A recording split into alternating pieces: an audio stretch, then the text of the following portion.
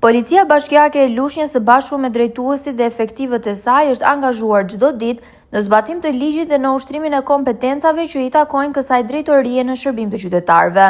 Fokusi kryesor mbetet vendosja e rregullit dhe garantimi i hapësirave publike për komunitetin, nga sistemimi i automjeteve që shkelin rregullat e qarkullimit deri tek lirimi i trotuarëve të zaptuara nga tregtarët. Efektivët e policisë bashkiake janë çdo ditë në terren për të ndërhyrë aty ku ka problematika. Sipas pamjeve të siguruara nga kamera e televizionit Apollon, efektivët janë parë duke ushtruar kontrolle në disa zona të qytetit, ku këmbësorët shpesh detyrohen të ecin në rrugë për shkak të zaptimit të trotuareve nga aktivitetet tregtare.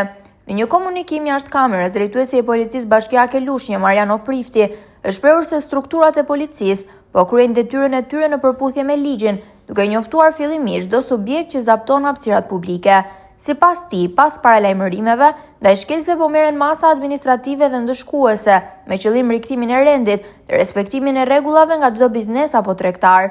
Autoritetet theksojnë se çdo subjekt duhet të ushtrojë aktivitetin brenda parametrave të përcaktuar nga ligji dhe lejet përkatëse të shërbimit dhe tregtimit, pa cënuar hapësirat publike dhe lëvizjen e lirë të qytetarëve.